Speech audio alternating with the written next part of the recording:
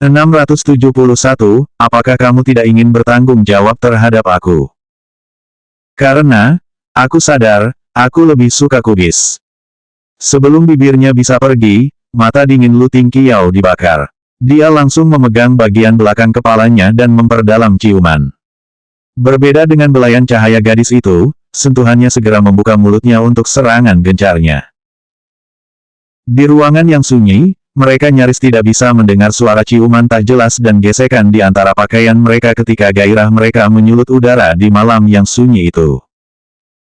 Lu Tingqiao telah menyelimuti gadis itu dan selimutnya dalam pelukannya saat dia menciumnya.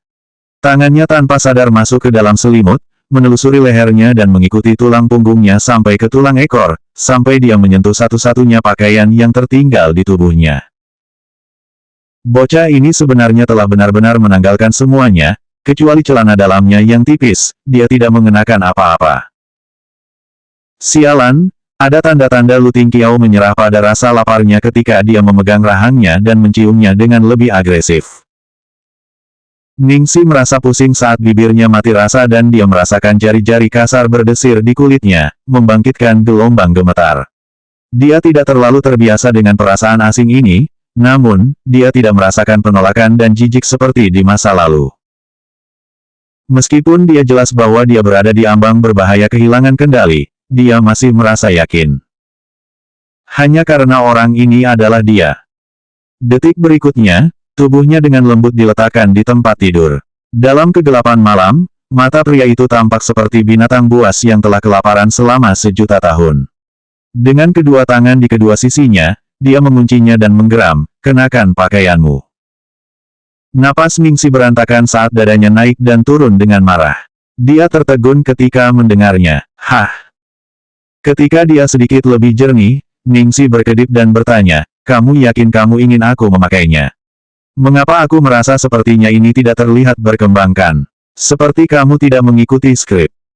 Naskah apa? Pria itu bertanya dengan suara serak.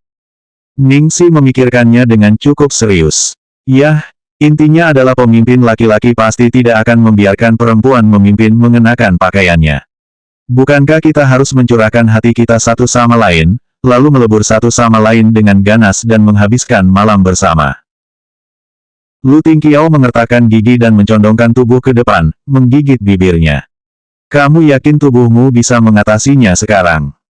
Nada berbahaya ini membuat Ningxi menggigil. Dia menggelengkan kepalanya seperti gelombang baru saja memukulnya.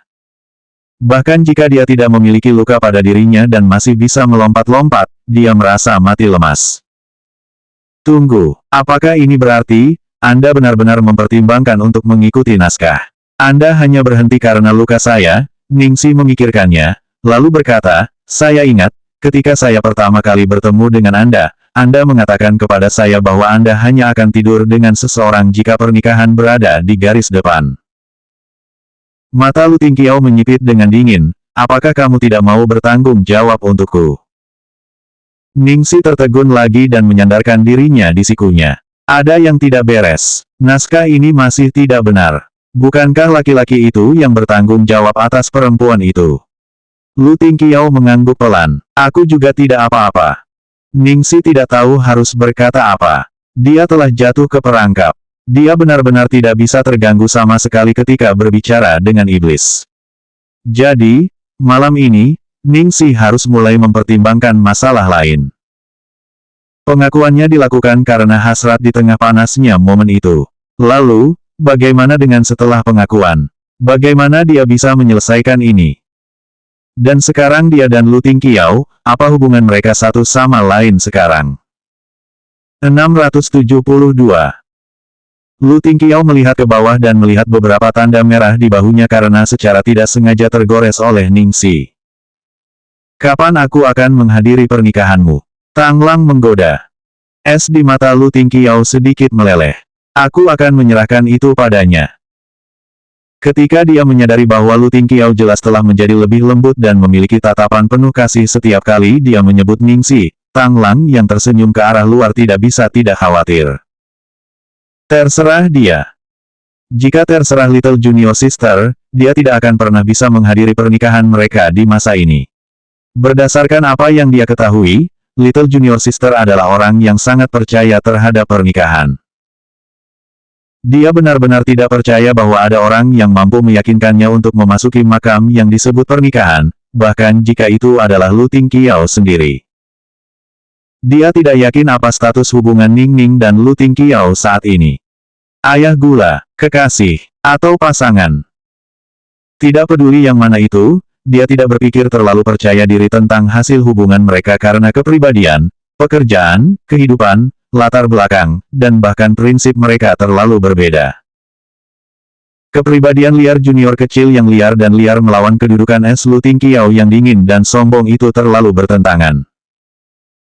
Dia tidak bisa membayangkan bagaimana rasanya ketika mereka berdua bersama, termasuk posisi mereka di tempat tidur.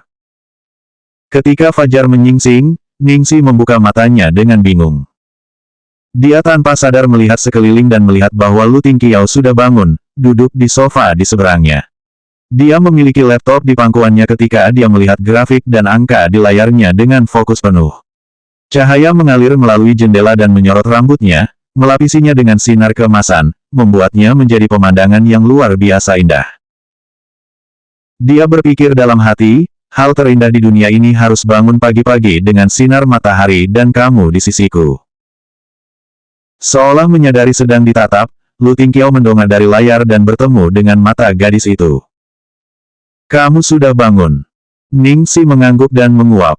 Ningxi mengangguk dan menguap. Lu Tingqiao meletakkan laptopnya, berdiri dan berjalan menuju tempat tidur. Dia kemudian membungkuk dan menangkap bibirnya. Pada awalnya, itu hanya tergores ringan, kemudian semakin dalam dan menjadi lebih bergairah. Jejak ciuman yang basah terus sampai ke lehernya dan meninggalkan bekas merah. Ningxi secara tidak sadar melengkungkan punggungnya dan jari-jarinya menemukan spray di bawahnya untuk mengepal erat, menggunakannya sebagai alat untuk mengendalikan keinginannya. Dia baru saja bangun dan kewalahan oleh ciuman yang memusingkan. Meskipun hati nuraninya tidak sepenuhnya jelas, tubuhnya pasti terbangun. Ketika kepala pria itu pergi lebih jauh ke selatan, Ningxi mulai panik dan mendorongnya. Hei, ini masih terlalu dini. Kau menggodaku dulu, suara pria itu serak dan penuh panas. Ningxi bingung. Aku merayu kamu. Kapan aku merayu kamu? Aku baru saja bangun, aku tidak melakukan apapun selain membuka mataku. Kau menatapku seperti itu, kata Lu Tingqiao, matanya menatapnya. Apa yang terlihat? Ningxi berkedip dan mencoba mengingat.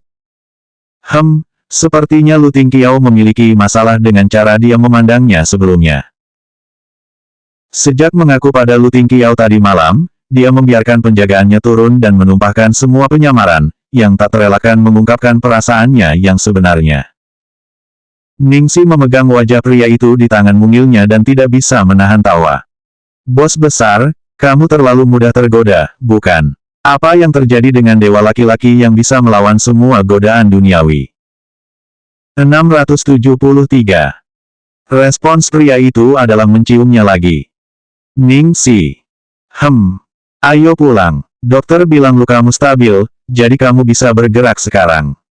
Oke, aku ingin pulang. Keduanya menempel satu sama lain di tempat tidur sebentar sebelum akhirnya bangkit. Ketika Ningxi mengenakan pakaiannya, dia kesal menemukan bahwa seluruh tubuhnya, bahkan sampai ke bawah, ditutupi dengan cupang. Untung sekarang musim dingin, jadi dia bisa mengenakan sesuatu dengan kerah tinggi untuk menutupi. Ketika dia meminta perawat untuk sweater turtleneck, dia masih merasa sedikit canggung. Perawat itu tidak terlihat sangat tua, tetapi dia sudah menikah. Ketika dia mendengar apa yang diminta Ningxi, dia segera bisa menebak mengapa dan berkata, Ayah, ini Tuan Lu, Nyonya, kamu masih terluka. Kenapa dia tidak bisa mengendalikan diri sedikit? Luka pasti terbuka. Cedera seperti itu bisa sangat mudah terpengaruh. Aku bahkan mengingatkannya bahwa yang terbaik adalah kalian berdua tidak berada di ruangan yang sama untuk periode waktu ini. Luka Ningxi ada di paha bagian dalam. Jika mereka ingin melakukan tindakan tertentu, luka itu memang akan berdiri kembali dengan mudah. Perawat itu sangat khawatir dan dia terus bergumam sendiri. Ningxi memegang dahinya dan harus mengatakan dengan lugas, Perawat, jangan khawatir, kami tidak melakukan apa-apa. Canggung sekali. Siapa yang akan tahu bahwa perawat bahkan akan mengingatkan Lu Tingqiao tentang sesuatu seperti itu. Dia benar-benar profesional. Ah, well, kalau tidak, itu bagus. Tuan, Lu benar-benar mencintaimu. Meskipun, perawat itu tidak terlalu diyakinkan. Bahkan, dia bahkan lebih khawatir. Tapi, menahannya seperti itu tidak menguntungkan bagi tubuh Tuan. Lu, bagaimana kalau aku mengajarimu beberapa cara lain? Jika kamu tidak melakukannya, kamu masih bisa mengatasi ketegangan. Kamu tidak harus pemalu. Ningsi merasa tidak nyaman. Perawat, mengapa Anda tiba-tiba mengajari saya trik tidur? Apa yang kamu bicarakan? Saat itulah Lu Tingqiao masuk dan bertanya dengan rasa ingin tahu. Ningsi dengan cepat terlihat tidak bersalah dan berkata, tidak ada. Ayo pergi, penerbangannya sudah dipesan. Oke, Ningsi secara alami melemparkan kedua tangan ke arahnya. Lu Tingqiao berjalan mendekat, membungkuk dan menggendongnya seperti gadis dalam kesusahan. Ketika mereka berdua pergi, menteri tua itu memimpin sekelompok besar orang untuk mengirim mereka pergi. Bahkan, kiriman itu anehnya megah. Bahkan Ningsi merasa sedikit bersalah karena keterampilan aktingnya yang luar biasa. Lu Tingqiao telah memesan sebuah maskapai penerbangan internasional dan bukan helikopter karena penerbangan yang sebelumnya akan lebih stabil. Kabin kelas 1 sangat luas dan nyaman. Lu Tingqiao membantunya menyesuaikan kursinya untuk bersandar dan menutupinya dengan selimut kasmir. Tidurlah. Aku tidak bisa tertidur, Ningsi menggelengkan kepalanya, sedikit khawatir. Lu Tingqiao, katakan padaku, bagaimana jika Menteri Naka dan yang lainnya menyadari bahwa Anda berbohong kepada mereka? Apa yang akan Anda lakukan? Itu tidak akan menyebabkan konflik internasional, bukan? Lu Tingqiao tertawa ringan. Kalau begitu, kurasa aku harus merepotkan nyonya ini untuk menyelamatkanku. Hah, Ningsi langsung terpana. Apakah Lu Tingqiao menyiratkan bahwa mereka harus membuat tindakan mereka nyata? Agar tidak mengganggunya, Lu Tingqiao segera berhenti dan menepuk kepalanya. Aku hanya bercanda, jangan khawatir.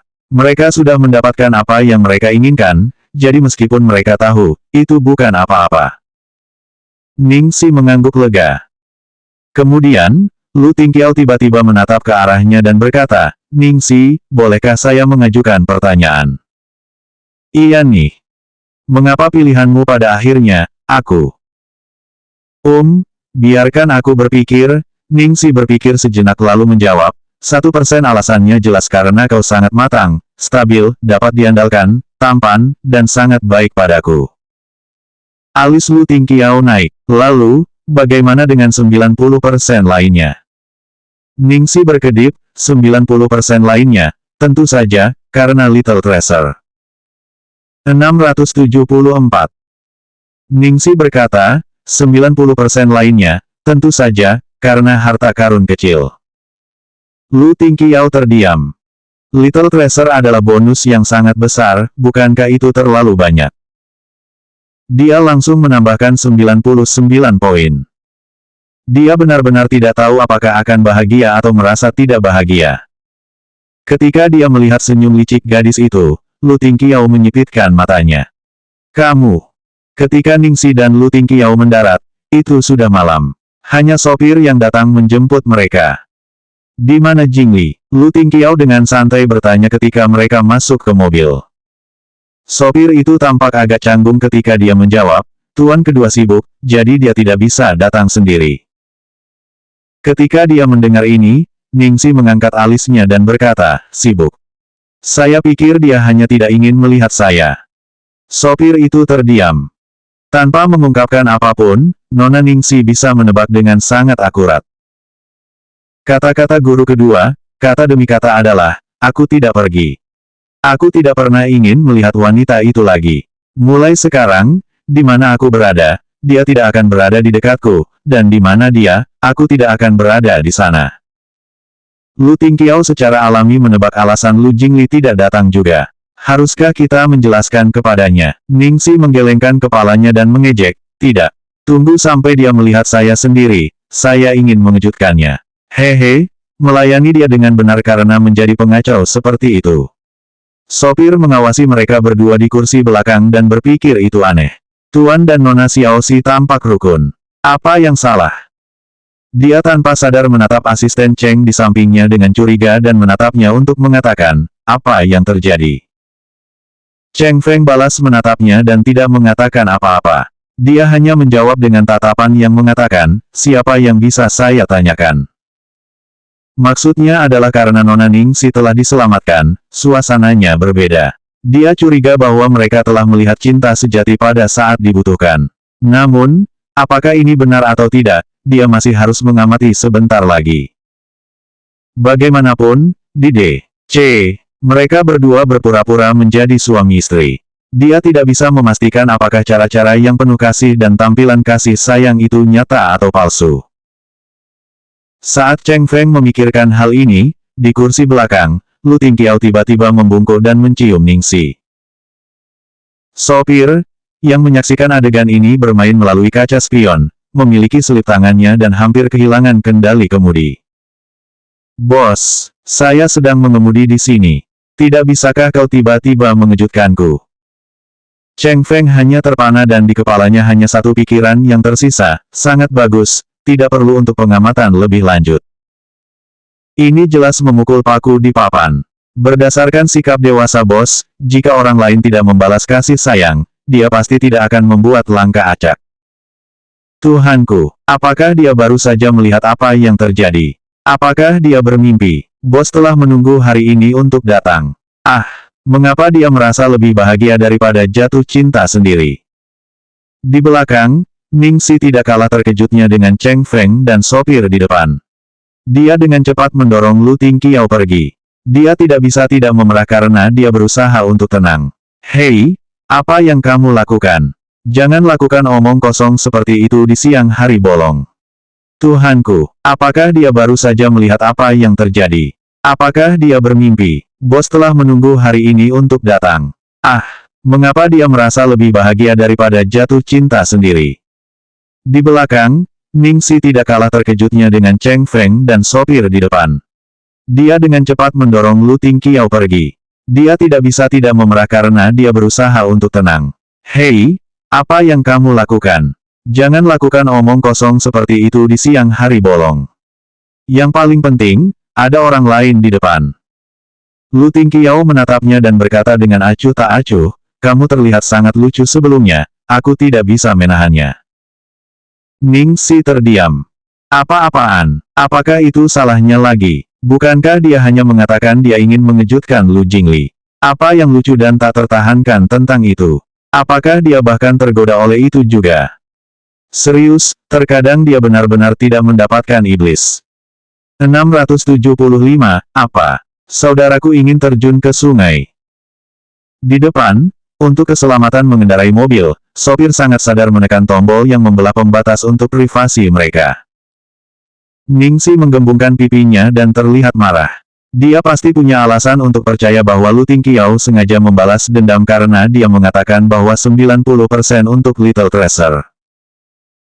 Melihat ekspresi ceria gadis itu, tatapan Lu Tingqiao berubah menjadi pusaran yang dalam, tanpa dasar, menangkap jiwa seseorang. Dia selalu mau tidak mau menatapnya dan ingin dekat dengannya. Semua itu karena dia merasa tidak aman. Ketika mereka turun dari mobil, Lu Tingqiao mengantarnya ke pintu apartemennya. Tetap di rumah untuk beristirahat dengan baik selama beberapa hari ke depan.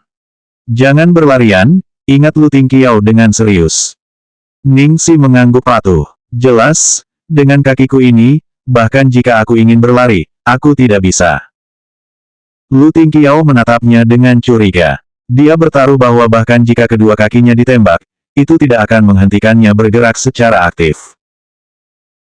Ningxi tahu bahwa dia memiliki banyak catatan buruk masa lalu, jadi dia batuk ringan dan meyakinkan, itu benar, saya jamin saya tidak akan berlarian. Ambil kata-kata saya untuk itu.